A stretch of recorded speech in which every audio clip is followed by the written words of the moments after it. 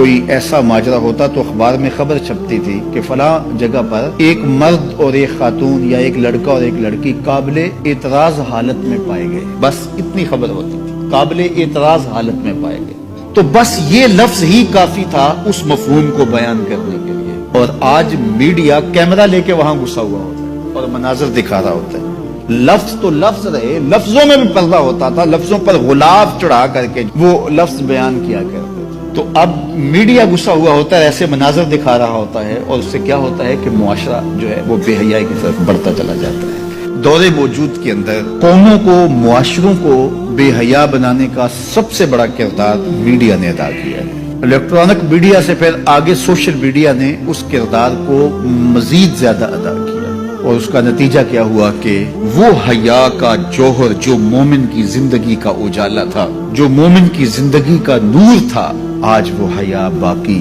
نہیں رہا، نہ آنکھوں میں حیا رہا، نہ خیالوں میں پاکیزگی رہی، نہ سوچوں میں نور رہا۔ تو یہ حیا کا نقصان ہو جانا کوئی چھوٹا نقصان نہیں، کیونکہ میرے حضور نے ارشاد فرمایا حیا اور ایمان جڑے ہوئے ہیں، جب حیا جاتا ہے تو ایمان بھی۔ اب اس حدیث کی سمجھ آئی کہ میرے حضور نے فرمایا ایک وقت آئے گا اسلام کا صرف نام رہ جائے گا، قرآن کے صرف حرف رہ جائیں گے۔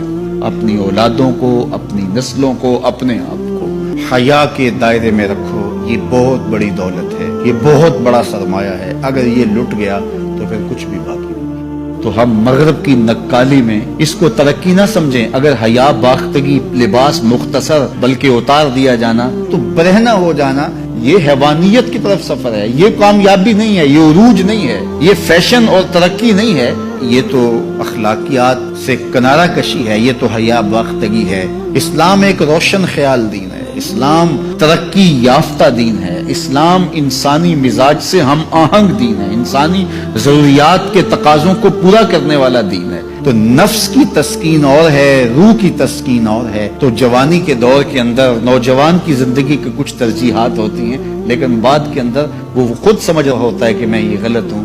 آج مغرب پریشان ہے کہ انہوں نے جوانی کے 4 ایام تو اپنی خواہشوں میں اسیر ہو کے گزار لیے، لیکن ان کے بڑھاپے کی تلخیوں کو آپ نہیں جانتے کیا ہے۔ تو مغرب کے سانچے میں ڈھلنے کی کوشش نہ کرو، اندر کچھ ہو ہی نہ اور اوپر میک اپ کیا ہوا ہو تو وہ تو کبھی اترے گا، جب اترے گا تو نیچے سے کیا بلا نکلے گی۔ تو یہ مغرب کی تہذیب ایک میک اپ ہے، جب اترتا ہے تو نیچے سے بلائیں برآمد ہوتی ہیں، اور وہ بڑھاپے میں جا کے ان کی حالت دیکھو کہ وہ کتنی تلخ، عجیب اور پریشان کن زندگی گزار رہے ہیں۔ لیکن مومن کی زندگی میں بظاہر تلخیاں بھی ہوں، لیکن اس کا چہرہ روشن ہی آپ کو دکھائی دے گا اگر وہ اسلام کے دیے ہوئے اصولوں کے مطابق چلتا ہے۔